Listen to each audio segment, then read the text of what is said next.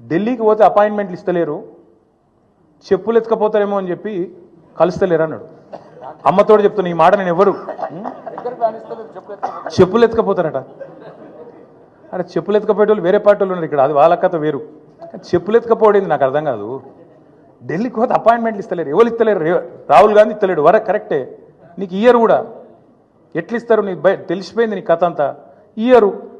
ఈ కొత్తగా ఎవరైనా సుట్టపోడు కొత్తగా వస్తేనేమో మర్యాద ఇస్తారు ఎవరైనా సరే, 4 రోజులు ఉంటుంది మర్యాద. ఇక కానీ నువ్వు వచ్చేదేమో ఢిల్లీకి నీ పని మీద వస్తావు, మీ మూటలు మోసుకపోయేందుకు 42, 43 సార్లు పోతావు ఇప్పటికీ.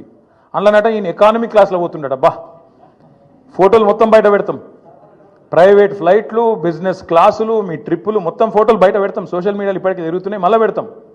అరే గింత అన్యాయం మాటలు మాట్లాడతారు. 43 సార్లు ఢిల్లీకి పోతివి, 43 పైసలు లేకపోతివి, ఏముంటుంది ఇజ్జత్ నీకు ఢిల్లీ మార్కెట్లో? వీడు ఊకొత్తాడు పోతాడు, ఎందుకు ఇవ్వాలి మీకు అపాయింట్మెంట్? ఇస్తలేరు, ఏం చేయాలి మరి? నువ్వు మూటలు మోసేందుకు వస్తున్నావు ఢిల్లీకి, రాహుల్ గాంధీకి మూటలు ఇస్తేందుకు వస్తున్నావు, మొదలు మర్యాద ఉంటుంది. ఇక ఆఖరికి దొంగలెక్కనే చూస్తారు.